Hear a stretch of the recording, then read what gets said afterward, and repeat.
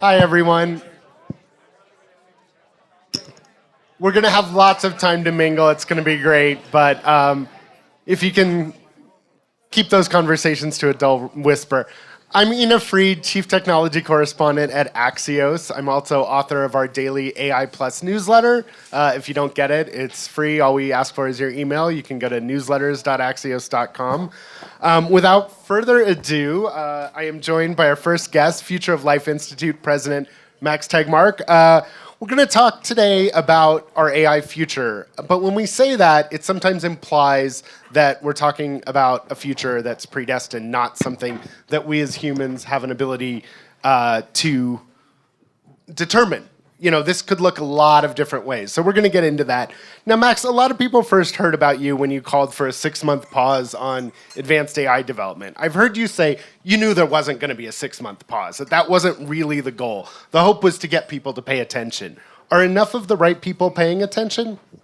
Actually, the real goal was to just make it socially safe for people to express their concerns, because a lot of people were nervous about voicing concerns about building smarter than human machines in the future for fear of looking like Luddites, right? But then after they could see that people like Joshua Bengio, the most cited AI researcher on the planet, were also worried about it, it really did become safe. And I was very happy to see that the public debate kind of exploded after that. And even a bunch of politicians started talking about it. We got Senate hearings, we got international summits, AI safety institutes and stuff. So now at least people are talking the talk. It remains to see whether they'll walk the walk. And I want to set the stage here for where we're at, because it seems like the consensus these days is that what we call AGI, artificial general intelligence, basically computers that are smarter than us, at least in various aspects, are coming certainly within the next decade, probably the next few years. And when we say that, we mean they're going to be able to do the work that we get paid to do today. And, you know, paint a picture for what that means. Again, we're going to talk about how we can change how the future looks, but talk about what does that mean to society if computers can do a lot of the work that the folks in this room do? Well, it's pretty obviously going to either be the best thing ever to happen to humanity or the worst. If you can't get paid for doing what you're doing now, if you're basically economically obsolete, then that could either mean that somehow the planet is run in such a way that society is still created where you don't need to work and you can go fulfill your dreams and do other cool stuff, or it just means some hardcore dystopia from the movies. And that's why I'm so glad that you mentioned earlier here, right, that we shouldn't just eat popcorn and kind of ask what's going to happen and wait for the future to happen to us. You are all very influential people. You know, let's think about what future we actually want and make sure that's what happens. And I actually do not think it's a foregone conclusion that we will build AGI, machines that can outsmart us all. Not because we can't. I think it's obvious at this point that our brains are biological computers, and it's physically possible to build much better ones, and the companies are just a few years away. But rather, we might just not want to. You know, I think it's just so cool to realize that every single person I talk to here in Davos about what they are excited about doing with AI, it's always something that only requires tool AI, that doesn't require AGI.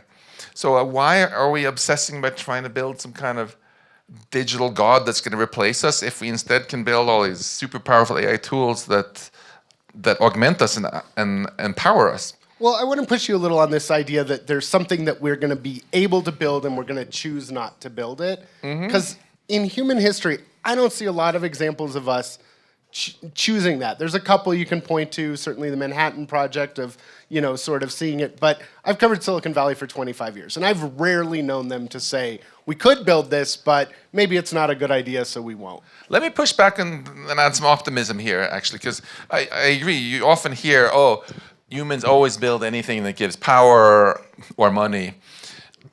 But it's just not true. I mean, I could make so much money if I could just clone you and make a million copies and rent them out, right? But we don't do human cloning, not because we can't, but because we think it's just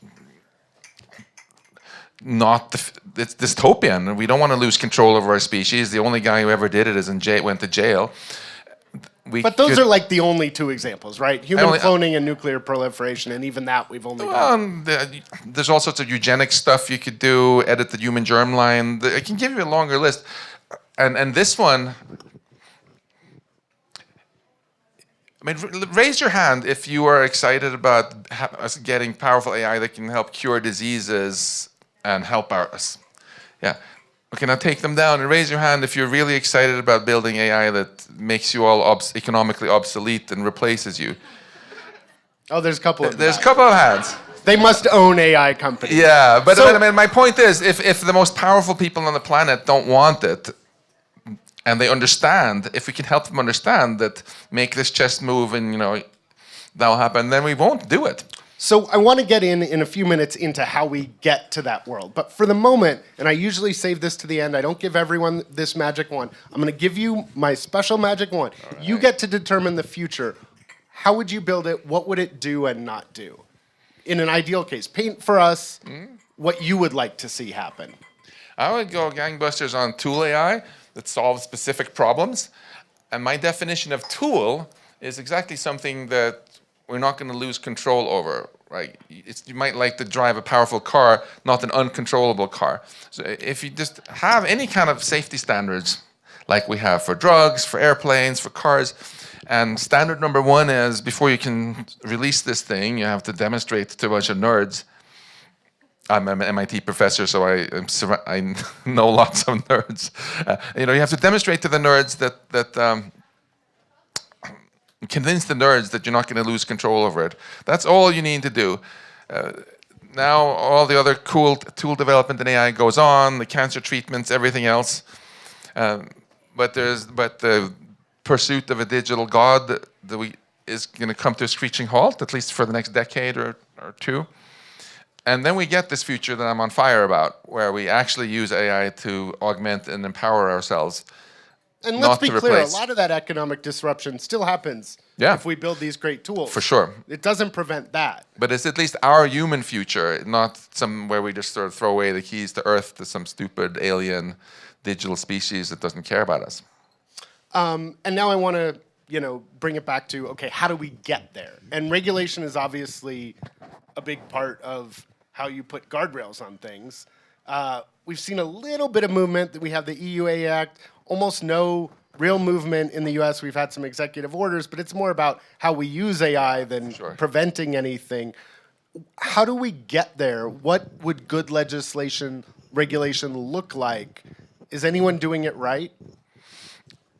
Nobody's doing it right at the moment, although China has some AI regulation. It's a little tougher than the EU AI Act, but with the legislation we need is very simple. You really just need something like an FDA for AI, where companies have to demonstrate they're not going to lose control over it. And you might want to add some other requirements too, like don't teach terrorists to make bioweapons, whatevs. But the hard part is not that. We do it in all other industries. The hard part is getting the political will to make it happen. And in the past, if you look, for example, at how the Food and Drug Administration in the US came about, it was always triggered by some tragedy, like in that case, the thalidomide disaster, where hundreds of thousands of pregnant women gave birth to children without arms or legs, and people were like, okay, this is last time. Bad. Yeah, we're going to create the FDA. The problem is this time we don't really have time probably to wait for the big disaster before we treat AI like every other industry. So I think it has to come more from the top leadership, just realizing, hey, we humans, they just don't want to lose control over the human future. They want it to be machines working for the humans rather than the other way around, and just put something in place like this quickly. And it could just come with an executive order very quickly. I think that's probably the most realistic in the US. And we do, as of a couple minutes from now, we will have a new executive issuing. I've heard he's issuing like 100 executive orders. I suspect none will be the one you're talking about. I think you're right. But I'm actually, apologies for being such a cheerful optimist here. It's just my nature. But, when you listen to Trump himself speak about powerful tech, it's pretty clear that he is bothered by extreme threats from extreme powerful tech. He's talked a lot about the risk of nuclear war. He was talking pretty recently about the risk of losing control over a super powerful AI. So I think the question is whether ultimately whether it's going to be kind of his own conscience or moral compass that wins, or the tech lobbyists who are telling him to look the other way. And one of the clear, as you point out, who's in Trump's ear, I think, matters a lot. One of the people in his ear a lot is Elon Musk. I've heard you say that could be a good thing. Talk about that. Yeah, so like if Trump decides that he does not want to entrust the future of the universe to some tech executives in Silicon Valley, right, then he can obviously get advice from Elon on how to implement this kind of stuff. And David Sachs, the new AI czar, also has this tweet where he talks about how he's all for tool AI, but not the replacement species kind. So he has people around him who could execute this if he wants to, but he also, of course, has a lot of people around him who are be like, nothing to see here. We're going to build a new species, but it's going to just be peace and love and motherhood, nothing to worry about. So we'll see what happens. But I think you can all make a difference too by just making sure that people feel comfortable speaking up about what kind of future we want. And the show of hands, I thought, was pretty overwhelming here. And it's pretty obvious this is not like a Democrat versus Republican thing. I've asked for shows of hands in many, many different contexts.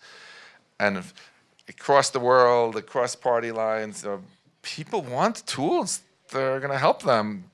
We don't want to be replaced. So I do want to move for a second away from the replacement and into, let's say we have this tool AI. As we said, it's going to be a big economic disruptor. Yeah. How do you account for that? Because it seems like right now, most of the way that AI is being adopted is corporations are using it to get efficiencies. Mm-hmm. Eventually, they're going to have, unchecked, I think, a lot more power over human workers, even than they have today. The wealth concentration risks are enormous. Is it just we need some sort of minimum basic income?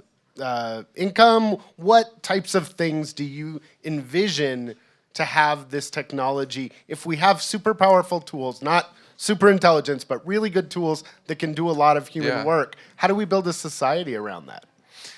Yeah. If it seems confusing that AI discussions range from talking about avoiding human extinction from loss of control to labor displacement and stuff, how it seems to come into almost every conversation, it's because intelligence itself, of course, is what created all aspects of our society in the first place. And so it's easy to get a little bit bewildered by it, but I think ultimately it just comes down to how where the power is in this planet, on this planet, right? We've seen some societies, I grew up in Sweden, for example, where the powers that be decided that actually we're going to try to use technology to make sure everybody had a good life. And then there were other places like Pharaonic Egypt, where all the power belonged to one dude who decided to build really big pyramids. And so there's a spectrum we can sort of choose between here. You can probably guess which side of the spectrum I personally prefer.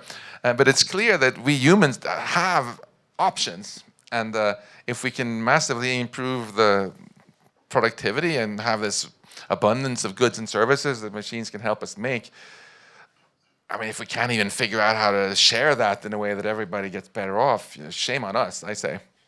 I mean, yes, I would agree, and it seems like so far, shame on us. I mean, if you look at the benefits of technology thus far, I mean, there are things, I do think, correct me if I'm wrong, but I do imagine things that are purely knowledge-based. So, medical knowledge getting much more broadly diffused, education getting much more broadly diffused. I see a lot of benefits in those areas. Yeah. Yes, no, maybe? I mean, the direction we're driving right now, right towards this cliff, is also one of just increasing power concentration, which I think you're not a huge fan of, where more and more power now. It used to be that tech companies were just one cluster. There were oil companies that were very powerful. There were other sectors. all the biggest companies in the S&P 500 now are tech companies, right? And it's pretty clear that that's never going to reverse. Future power concentration will all go into the tech companies. So it's a question we face in all countries, in all societies.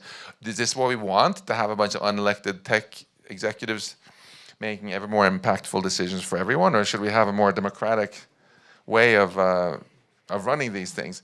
I think putting some basic safety standards in place, saying that these tech bros can't just do whatever they want, is a good first step. Because I find it kind of absurd right now. If you want to open a sandwich shop in San Francisco, you can't actually sell your first sandwich to a customer before the health inspectors come to check your kitchen for rats and stuff. But if you have a company in San Francisco and you just build super intelligence, you can just unleash it without even calling the health inspector or any other inspector. There's just no rules. So step one is let's get some standards in place at least. All right. Well, I think unfortunately we're going to have to leave it there, but we're going to be having a ton of discussions over the next week with a lot of interesting folks from AI, and I think you've given us a great starting point. So everyone, please thank Max Tegmark. Thank you. That was fun.